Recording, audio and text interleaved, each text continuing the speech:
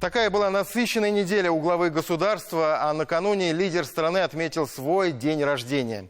Раис Татарстана Рустам Минниханов в своем телеграм-канале от лица жителей республики поздравил президента России Владимира Путина с днем рождения. Рустам Минниханов выложил видеоролик, на котором главу государства поздравляет герой России старший лейтенант Расим Баксиков. Все мы, стоящие на защите Родины, считаем вас нашей опорой, опорой России. Мы видим динамичное развитие нашей страны, как она шаг за шагом возвращает статус мощной мировой державы, сказал герой России в своем поздравлении.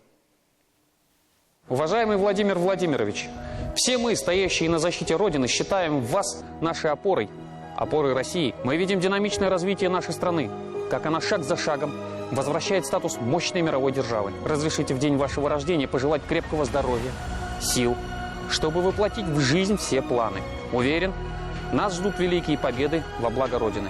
Верим в вас и поддерживаем все ваши решения. И знайте, мы не подведем при выполнении всех поставленных вами задач. Туган Кёнигсбелен, Владимир Владимирович. Продолжаем программу. Один из самых важных и, пожалуй, народных праздников мы отметили на этой неделе. День учителя. Удивительная профессия по своей значимости, важности, сложности. В Татарстане сейчас работает 36 тысяч учителей. Всего в системе образования трудится 77 тысяч работников педагогического труда. В преддверии Дня учителя в Москве состоялась встреча Владимира Путина с лучшими и самыми яркими учителями страны. Президент страны отметил, цитата: «Ваши идеи, наработки получили заслуженное признание со стороны коллег, всего педагогического сообщества. Ну а если они получили такое признание, то они заслуживают того, чтобы их продвигать и внедрять в самом широком смысле этого слова».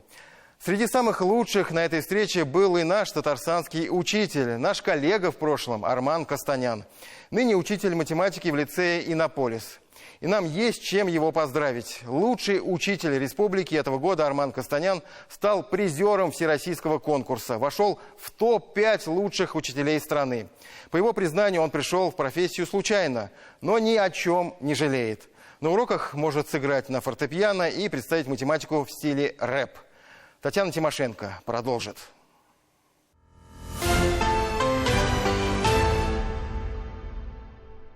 Можно нам оценки поставить пятерки? Чего? Я выиграла, не вы.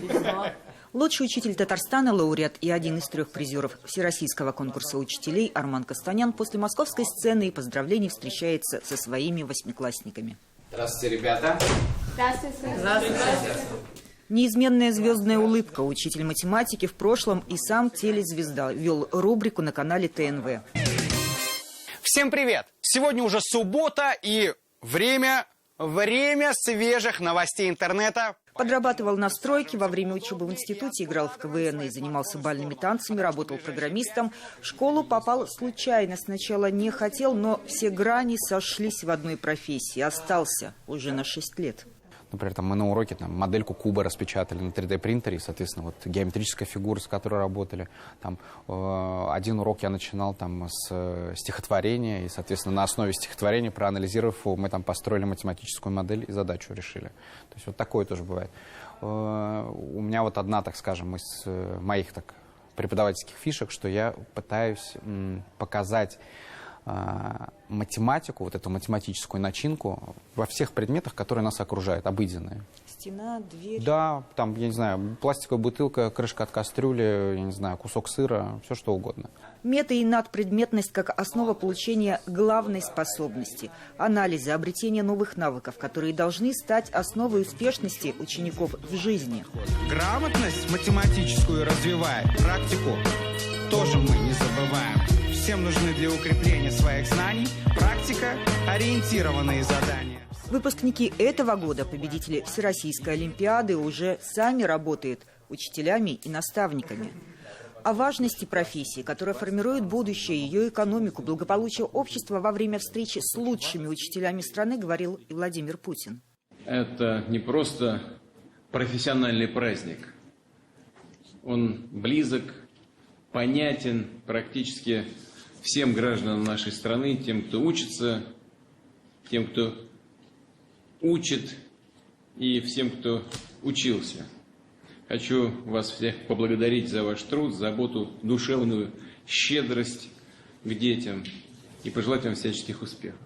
Выступить с предложением к президенту страны не хватило времени, но министр образования России заинтересовался опытом лицея Иннополиса, о котором рассказал Арман Костанян. Искусственный интеллект будет помогать выстроить индивидуальный маршрут обучения учеников.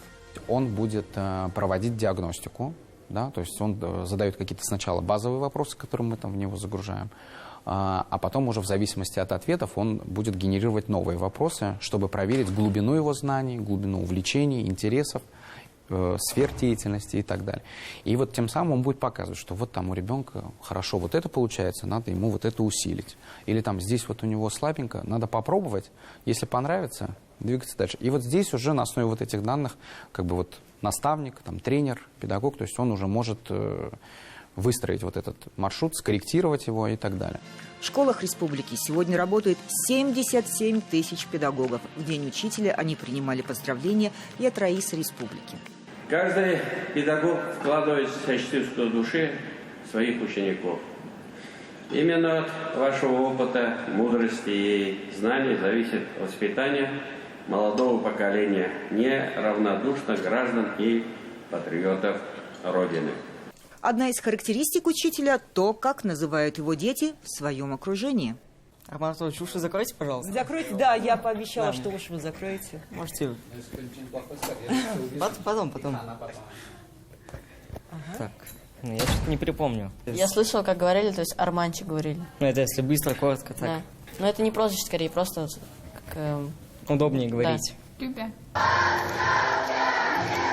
Арман Артурович в первый день своего триумфального возвращения с всероссийского конкурса сверяется с учебным планом и останавливаться не может себе позволить. В век вот этой цифровой эпохи мы больше должны уделять внимание не сколько знаниям, сколько навыкам, чтобы ребенок научился рассуждать, ребенок научился выстраивать какие-то логические цепочки, делать анализ и так далее. Вот сейчас больше всего ценятся вот именно вот эти навыки, потому что сейчас все очень быстро меняется. Арман Костанян своей звездной улыбкой подтверждает, готов участвовать и в конкурсе «Учитель Вселенной», если таковой появится. Ведь в школе на уроках математики учат не только считать, но и тому, что звезды светят в каждом сердце. Татьяна Тимошенко, Роман Безменов, «7 дней». Вы наш золотой актив, так обратился к ветеранам госслужбы Татарстана Рустам Минниханов. Встреча прошла в Казанской ратуше. Ее приурочили ко Дню пожилого человека. Раис Татарстана вручил государственные награды ветеранам госслужбы республики. Для них прошел большой концерт с участием известных артистов и творческих коллективов республики. Рустам Минниханов встретился с председателем и членом исполнительного совета директоров группы «Шишиджам» Ахметом Кырманом. Обсудили текущую ситуацию на предприятиях компании, которые ведут бизнес в Татарстане. Рустам Минниханов подчеркнул, Турция – один из ведущих зарубежных партнеров республики. Сельским медикам дополнительные меры поддержки молодым предпринимателям на селе, региональные налоговые льготы. Увеличить квоты приема на целевое обучение по образовательным программам в сфере АПК. Такие предложения прозвучали на заседании Ассоциации молодежных парламентов в Кирове. В нем участвовал председатель Госсовета Республики Фарид Мухаммедшин. В Казани открыли мемориальную доску государственному и общественному деятелю Мансуру Хасанову. Она появилась на стене Академии наук. Это знак признания больших заслуг ученого, дань уважения его бесценному вкладу в общее дело, отметил Рустам Минниханов. Он лично приехал на открытие. Государственный советник республики Ментимер Шаймиев подчеркнул огромную заслугу Мансура Хасанова в создании Академии наук. В Альметьевске появится федеральный центр триатлона. Рустам Минниханов встретился с президентом Федерации триатлона России Ксенией Шойгу. Обсудили вопрос сотрудничества в области популяризации физкультуры и спорта, организацию в республике различных соревнований. Педагогов чествовали в полилингвальной школе «Адымнар» в Казани. Поздравить их приехал Ментимер Шаймиев. Государственный советник с исполнительным директором фонда Возрождения Зульфией Сунгатулиной вручили учителям сертификаты за реализацию концепции полилингвального образования. Рустам Минниханов встретился с генеральным директором Мегафона Хачатуром Памбукчаном. В этом году мобильный оператор отметил 30-летие. Раис отметил, Мегафон является стратегическим партнером Татарстана, который оказал большое содействие при проведении универсиады, чемпионата WorldSkills, а также мероприятий в рамках Казань-форум. В Русском драматическом театре Казани открылся Качаловский фестиваль. На сцене «Король и лир» Московского театра «Мастерская» Петра Фоменко. Посмотреть постановку пришли председатель Госсовета Фарид Мухаммедшин с супругой Луизой Акрамовной. Третий театральный фестиваль продлится до 26 октября.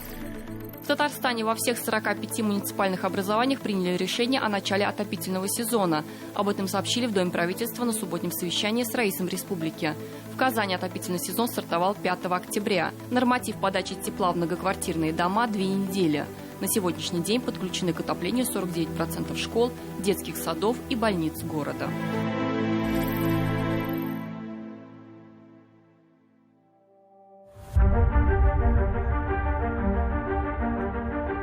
2022 стал рубежным, переломным для всей российской экономики. Как прогнозировали эксперты, он выдался крайне сложным и трудным, особенно для предприятий реального сектора.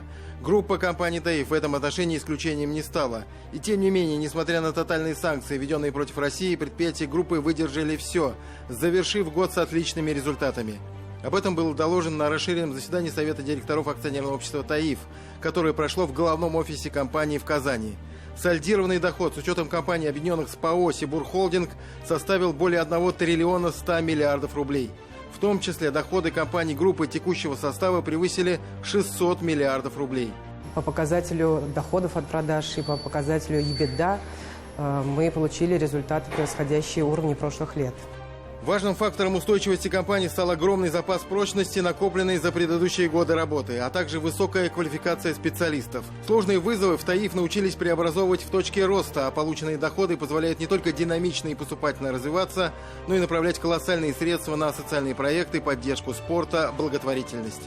За 28 лет компании группы «Таиф» инвестировали в различные направления на более 2,6 триллиона рублей. Это инвестиции в абсолютно разных направлениях. Конечно, безусловно, с основным упором на производство. Это создание новых производств, это модернизация и реконструкция действующих производств, это программы, масштабные программы ресурсы, энергосбережения, промышленной, экологической безопасности, социальной направленности. Это вклад в развитие работников коллектива. Группа «Таиф» продолжает уверенно двигаться вперед, активно открывая новые производства, вкладываясь в общественно значимые социальные проекты на территории Татарстана, в полной мере оправдывая свой девиз «Сила во благо».